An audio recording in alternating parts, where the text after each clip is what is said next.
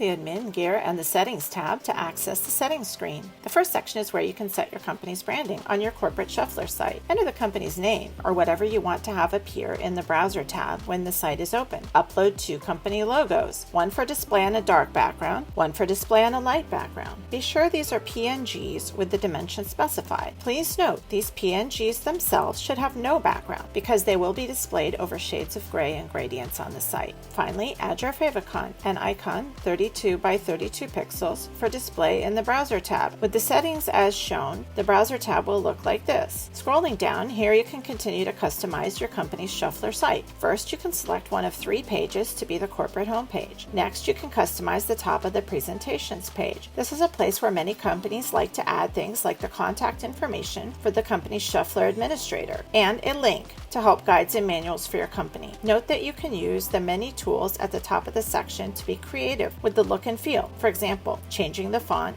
style, or font color. Putting everything together, this is what the My Company Shufflrr site would look like. Notice the logo at top left and the customized text at top center. Scrolling further down, you'll see a number of additional settings for customizing your employee's Shufflrr experience. You can allow or disallow employees to request access. You can allow or disallow employees to share files with those who are not Shufflrr users, inside or outside your company. You can create a default message for sharing presentations. This can be a simple courtesy message, or it may include disclaimers and legal text. Finally, use the custom user guide URL to select a location for the company's specific user guides instituting policies and procedures for your company's Shufflrr usage. The next section is for use by your IT department to configure various sign-ons and connections. The next section includes a number of very important and sometimes complex features. The first one limits the total number of slides in a presentation. The second one is for slide updating. If this is turned on, an update to a parent presentation will pass changes on to child presentations. That is, to all presentations that were created out of the parent. So for example, updating product information or compliance text in the parent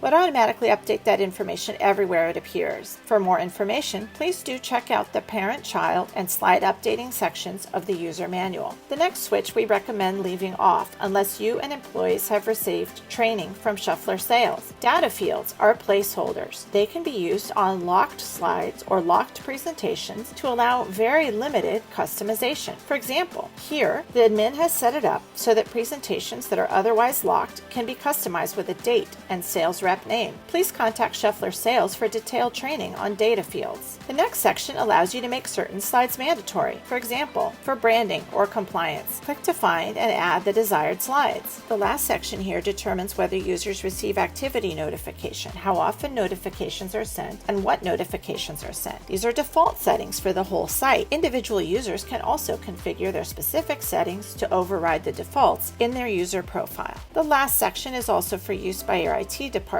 to configure a Canto connection. As always, if you have any questions, feel free to reach out to Shufflrr support for assistance.